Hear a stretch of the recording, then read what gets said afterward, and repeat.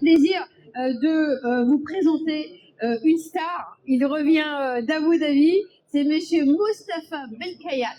Et oui, parce que l'année passée, il faut le savoir, il a été lauréat du championnat du monde d'IA du trading. Donc on est très heureux de l'avoir. Il a rien que réussi à aller à Abu Dhabi et revenir aujourd'hui, c'est déjà une prouesse, hein, n'est-ce pas? Bonjour, merci monsieur Belkhayat, merci d'être avec nous. Merci, merci. J'ai toujours du plaisir à venir dans ce salon, même si ça fait 10 ans que je n'étais pas là. Mais je retrouve les fidèles. Ils sont tous là, il y a des fidèles au salon. Et voilà, je suis là pour partager avec vous un petit peu une vision de ce qui se passe aujourd'hui sur les marchés. On a besoin de visibilité et je suis là pour vous. Et puis, on comprend que vous allez même sur le terrain. Tout le monde se dit, oh là là, ça tape, les frappes continuent au Proche-Orient. Et vous, vous étiez justement à Abu Dhabi. Donc, est-ce que on peut vous croire, effectivement, si vous nous dites que la volatilité, elle continue, elle est là, qu'est-ce qui se passe? On sait qu'on a des bateaux qui ne peuvent plus passer, une chaîne d'approvisionnement qui est un petit peu rompue, donc rapidement, il y a des industries qui vont être touchées, les composants. Donc là, on est au climax. Quel est le sentiment, vous qui êtes allé sur place? Écoutez, quand on est à Dubaï, et pratiquement chaque heure, on va entendre les sonnettes d'alarme et notre téléphone, il va sonner en nous disant « Allez vous mettre à l'abri, allez vous mettre à l'abri ». Il n'y a pas d'abri. Et on va où? Donc, c'est pas facile, mais on se dit aussi qu'il ne devrait pas vraiment attaquer Dubaï parce que l'argent iranien est à Dubaï. Et on se dit, bon, puisqu'ils ont l'argent ici, ils vont plutôt embêter les autres bases militaires qui ne sont pas là. On espère, en fait. Mais j'ai dû faire 1300 km en voiture pour aller en Arabie Saoudite. Et de l'Arabie Saoudite, prendre un vol pour venir ici. Pour être avec vous. Bravo, monsieur, merci. On est très content de vous avoir. Et effectivement, je le disais, si par rien, vous êtes le lauréat de l'IA sur le trading. Comment vous faites? Alors, il y a votre expertise, votre brio en mathématiques, là, c'est plus que de l'expertise, et ça continue de fonctionner, même sur des marchés comme ça qu'on perd de la tête? En fait, les marchés financiers nous racontent en avance ce qui va se passer. Lorsque nous avons 4 piliers sur les marchés financiers, nous avons le dollar, numéro 1, les taux d'intérêt, donc les bons de trésor, numéro 2, numéro 3, le pétrole, et numéro 4, bien sûr, l'or. Le pétrole est un peu revenu en première position là, en ce moment-là. En ce moment, oui, mais derrière le pétrole, il y a toujours le pilier, c'est le dollar. Qu'est-ce que fait le dollar? Et donc, lorsque ces 4 marchés sont dans une certaine position, ça, c'est en train de nous donner un message clair, en fait. Nous, en tant que traders, on est ni du côté A, ni du côté B. Nous, on est là pour gagner de l'argent pour nos clients et pour nous-mêmes. Alors, en même temps, vous dites les marchés anticipent, sauf erreur de ma part, je me confronte à votre analyse. Oui, on a déjà eu des chocs pétroliers par le passé, mais on est quand même dans une situation un petit peu inédite. Avec, oui, on l'a dit, un pétrole qui monte très très fort, qui flambe. Le détroit d'Ormuz fermé, il y a eu des menaces pendant des années, mais avec cette violence, cette fermeté, on n'a jamais vu ça. Et un président américain comme Donald Trump, on n'a jamais vu ça non plus. Écoutez, il y a quelque chose qui est fondamental dans tout ce qui arrive aujourd'hui, c'est que personne ne peut contester que tout le monde est surpris en fait, parce que la stratégie qui consistait à venir attaquer l'Iran comme si on attaquait le Venezuela ou attaquer la Libye, etc., tout le monde a été surpris, y compris les attaquants. Donc on voit qu'il y a une surprise d'abord, ça c'est un. Deuxièmement, on ne s'attendait pas à ce que vraiment on attaque les bases comme ça, américaines. Donc ça c'est 2. 3, le détroit d'Ormuz a été fermé. On se dit tiens, donc il y a plein de choses qui sont arrivées pour que nous, traders, on se rend compte que jamais il a été aussi facile de gagner de l'argent sur les marchés financiers qu'aujourd'hui. Parce qu'aujourd'hui, on a une visibilité sur la hausse du pétrole, il n'y a pas de doute, puisque le pétrole, il ne peut que monter, même s'il corrige. Tout le monde sait, tous les traders de la planète savent qu'il faut être acheteur de pétrole. L'or, il est monté en catastrophe, enfin, il est monté en catapulte avant la guerre, parce qu'il a annoncé la guerre. C'est ça qu'il faut savoir. L'or a lancé la guerre. Mais bien sûr. En général, c'est une valeur refuge, en général. Vous avez bien vu qu'en janvier, l'or, il a catapulté. Ouais. Mais on se disait, donc ça, l'or a annoncé la guerre, puis ensuite, le pétrole est venu suivre pour dire, oui, il va y avoir quelque chose de très important. Et ensuite, ce que peu de gens savent, c'est que quand le pétrole monte et qu'il y a l'inflation qui arrive, les taux d'intérêt montent. Et quand les taux d'intérêt montent, les bons de trésor sur lesquels des gens mettent des milliards, ils baissent. C'est pour ça que le Japon, dernièrement, a liquidé les bons de trésor. Et ça, c'est des événements qu'on ne voit pas parce que aujourd'hui, nous sommes dans une phase où on nous cache les informations. Ah bon? Ah oui, oui. D'ailleurs, vous dites que les marchés sont manipulés par des institutions. Et c'est quoi l'idée derrière alors? La finalité de ces institutions? Mais l'idée, c'est de nous cacher ce qui se passe, vraiment. C'est ça l'idée. On va nous montrer juste ce qu'on veut qu'on voit et on va pas voir ce qui arrive vraiment. Par exemple, si le Japon se désengage de manière si forte des bons de trésor, qu'est-ce que cela signifie? Bons trésors américains. Les bons trésors américains. Qu'est-ce que cela signifie aujourd'hui? On est en train d'assister à un mouvement brutal sur les indices boursiers. Et je ne sais pas si vous êtes au courant ou pas, mais beaucoup de mes followers ici savent que en octobre 2025, j'avais fait une conférence à Marrakech où j'expliquais que les marchés en mars 2026 vont plonger et vont en fait tracer un basculement historique. Mais comment on peut anticiper cela? C'est vraiment très étonnant. C'est là que l'intelligence artificielle intervient. Parce que l'intelligence artificielle, elle va lire ce que nous, on est incapable de lire. Et alors, qu'est-ce qui va se passer en avril là? Disons, si vous aviez prévu mars, que personne n'avait prévu, ça devient quand même extrêmement intéressant. On veut connaître la chute du feuilleton. Hein. Écoutez, c'est pas difficile de comprendre ce qui va arriver au son moment. Hein? Les marchés, c'est pas moi. C'est les marchés. Le dollar, l'or, le pétrole et les taux d'intérêt sont tous en train de nous dire un même message. Ils disent que ça va durer. Et ils disent que ce n'est rien ce qui est là. Donc on est au tout début de quelque chose de très important. Il faut le savoir. On ne peut pas jouer à l'autruche. Et on ne peut pas dire, tiens, ceux-là vont gagner, ceux-là vont perdre.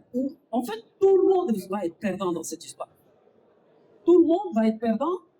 Et maintenant, la question, c'est quel est celui qui va le moins perdre. Il faut jouer en short alors. Donc, on est là en face d'une situation où nous, on doit savoir quoi faire. Si on achète l'or et que l'or, il est volatile à ce point, il faut juste se dire que la vraie guerre, c'est pas la guerre qu'on est en train de voir. La vraie guerre, c'est la guerre entre le papier et le physique. Et cette guerre, elle a commencé déjà en décembre. On a bien vu que les Chinois, ils prenaient position sur les marchés futurs et demandaient la livraison d'or physique. Ce qui n'a jamais été le cas depuis 100 années. Donc, on est en train d'assister à quelque chose qui est en train maintenant d'être passé au second plan, parce qu'il y a la guerre en Iran, mais il faut que nous, en tant que traders professionnels, en tant que gérants et responsables, il faut qu'on puisse se rendre compte qu'il y a la vraie guerre, et celle-là, elle est terrible, beaucoup plus qu'on ne peut imaginer. C'est que, par exemple, sur l'or, il y a 600 fois plus d'or papier que d'or physique. Et cette guerre-là, qui c'est qui est en train de la remporter haut la main? Il faut le dire.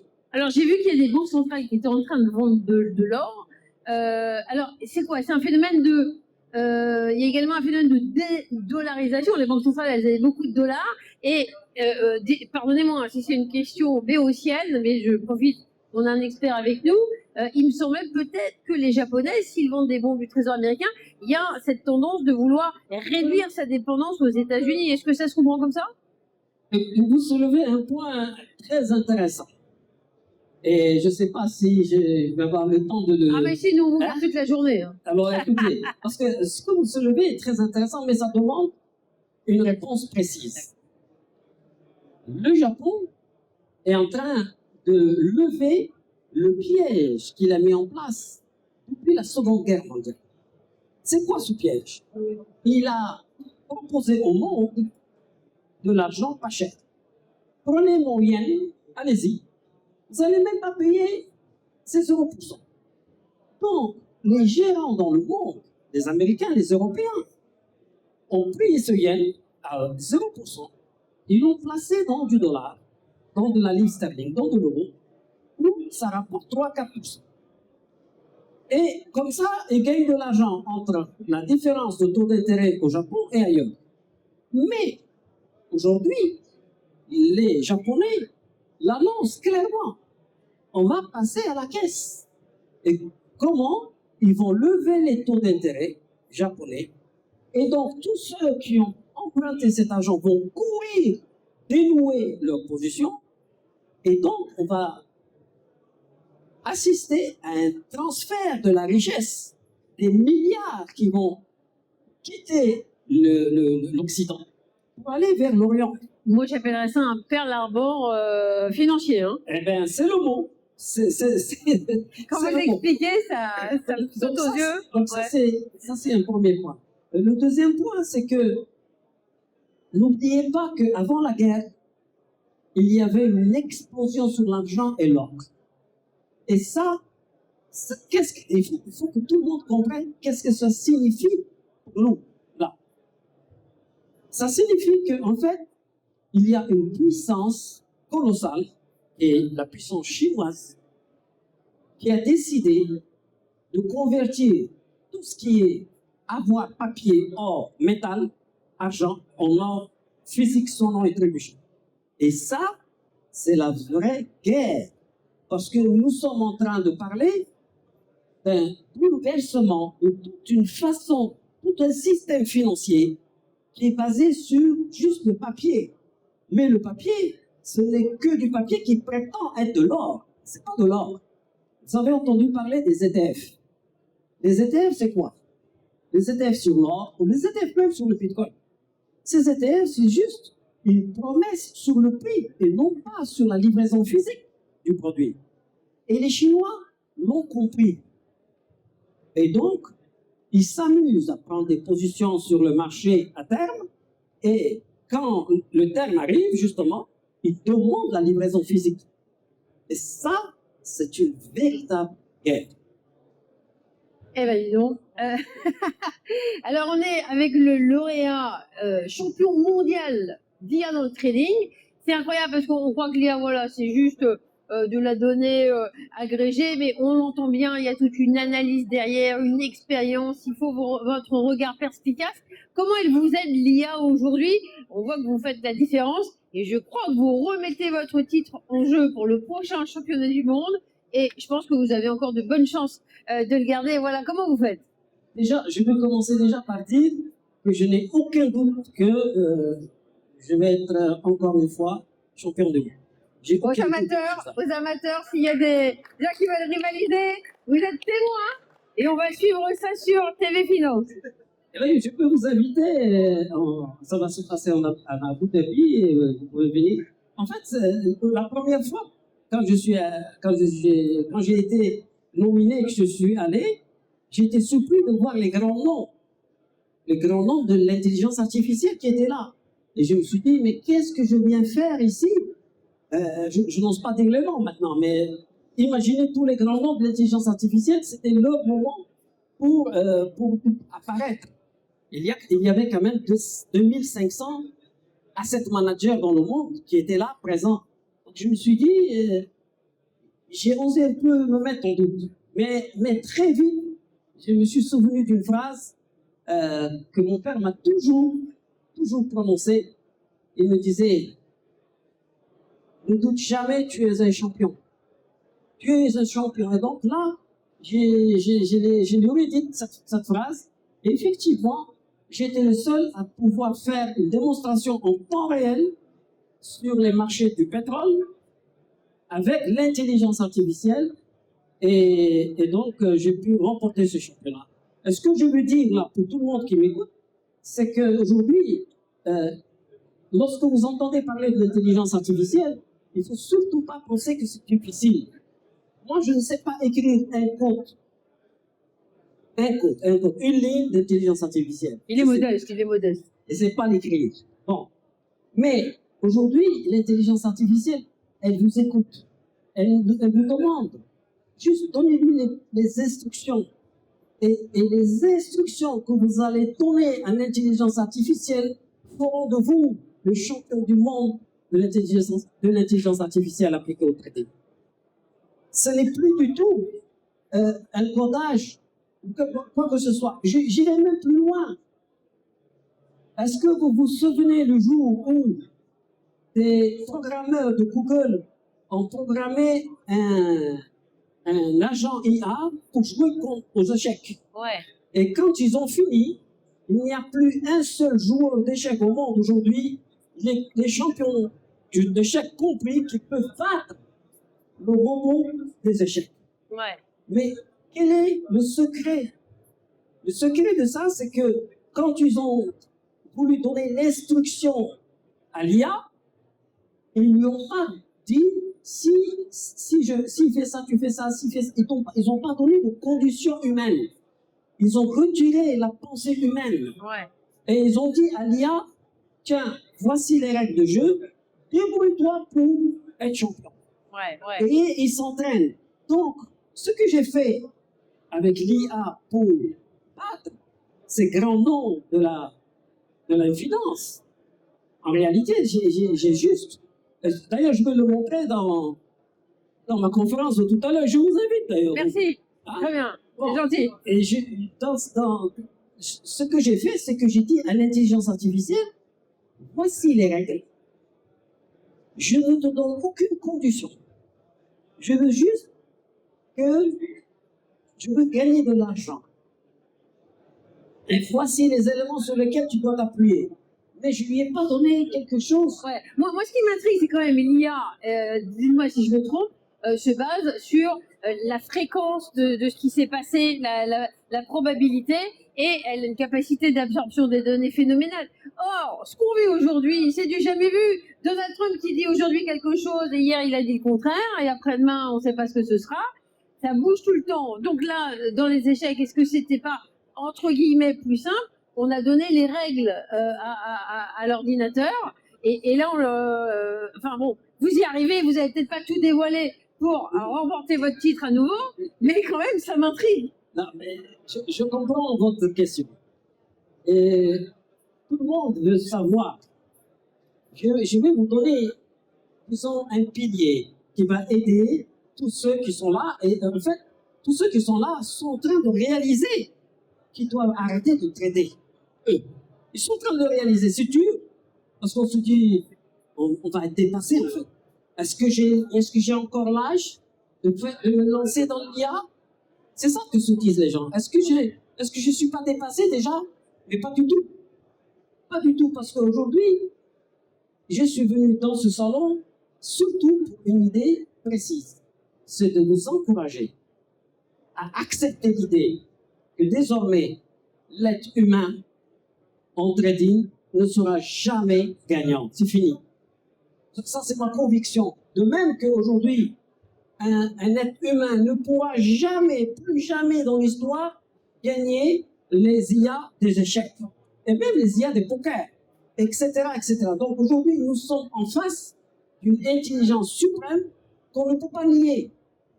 Et plus on va dans le temps, plus quand on va trader, quand on va faire du trading, on aura affaire à ce monstre en face de nous. En même temps, tout le monde ne brigue pas un titre de champion du monde comme vous On veut juste parfois augmenter son patrimoine et son portefeuille. Ça, on peut le faire, rassurez-moi. Sinon, ils vont tous partir.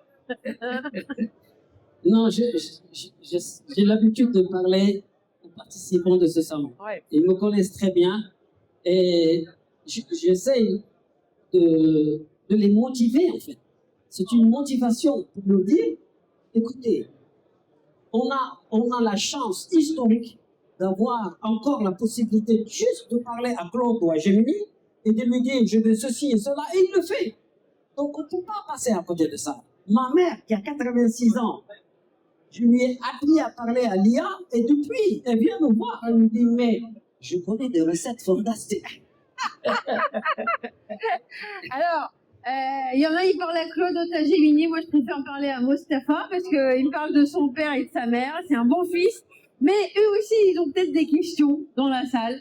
Hein. Je ne sais pas si vous allez parler de votre grand-père ou votre père. Mais en tout cas, de trading, est-ce que c'est formidable ce qu'il dit, on n'a jamais fini avec Monsieur Mostafa Belkayat, mais peut-être avez-vous des interrogations, des questions. On n'a pas tous les jours le champion du monde de l'IA, du trading, qui dit mieux. Non, ah, ils sont impressionnés. Ah, monsieur là-bas. Je reformule tout à fait pour qu'on nous entende également à la télévision, puisqu'on est retransmis. Eh bien, dans quelle mesure les agents IA interviennent dans le processus? C'est une question qui est vraiment très importante parce que ce monsieur, il suit un petit peu depuis longtemps au salon, etc. Il suit les choses et il a envie d'intégrer l'IA. Mais cette histoire de data, c'est vrai, on a besoin de data. Et là, c'est le message peut-être le plus important que j'ai pour tout le monde. Ah, silence dans la salle. C'est que moi aussi, au début, ça me faisait peur d'aller chercher ces datas et ensuite de demander pour faire le reinforcement learning, c'est-à-dire l'apprentissage sur ces datas, ça demande une connaissance de vous. Mais j'ai une très, très, très bonne nouvelle pour tout le monde. C'est que les deux IA que je vais nommer aujourd'hui, Gemini et Claude, sont capables, je répète bien, sont capables de comprendre votre vidéo. Vous faites une vidéo dans laquelle vous expliquez ce que vous voulez et vous lui dites de monter les datas lui-même.